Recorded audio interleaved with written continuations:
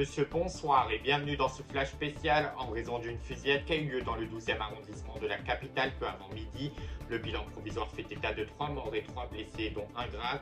L'homme a été immédiatement arrêté. Il est visé par une enquête pour des faits de violence à caractère raciste et armes en 2021. Et je vous propose de faire un point complet sur cette affaire grâce à ce reportage d'Hugo Messager. Alors que le moral est aux fêtes de fin d'année qui approchent à grands pas, l'actualité reprend le dessus en ce 23 décembre.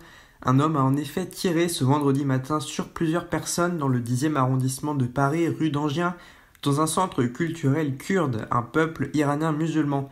Un restaurant et un coiffeur auraient également été la cible de cette attaque d'après des témoins. Bilan provisoire, 3 morts, 3 personnes blessées dont une en état d'urgence absolue. Et le tireur présumé est également blessé au visage. Parlons-en d'ailleurs de ce principal suspect, un homme retraité, âgé de 69 ans, de nationalité française, né en Seine-Saint-Denis à Montreuil, ancien cheminot pour la SNCF qui n'en est pas à son coup d'essai.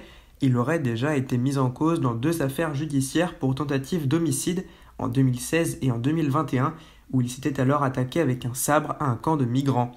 L'homme venait de sortir de prison il y a une dizaine de jours seulement, le 12 décembre. L'arme qui lui a servi à tirer a été interceptée par les forces de l'ordre lors de son arrestation, alors qu'il serait sous contrôle judiciaire et aurait pour interdiction de détenir une arme.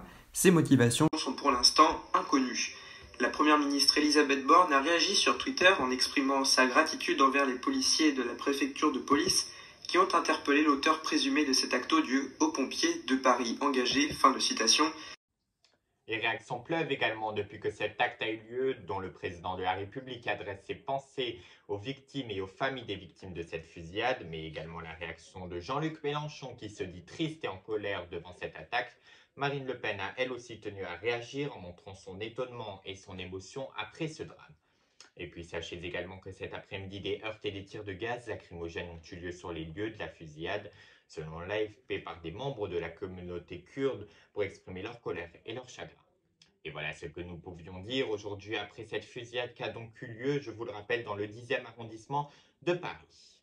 Je vous remercie de nous avoir suivis. Mercredi, vous avez rendez-vous avec la rétrospective de l'année 2022. Je vous souhaite de passer de belles fêtes de fin d'année, malgré ces grèves qui ont lieu à la SNCF à seulement un jour du réveillon de Noël. Donc excellente soirée à vous et à bientôt sur Rien. Retrouvez toutes vos infos sur le site arainfo.fr.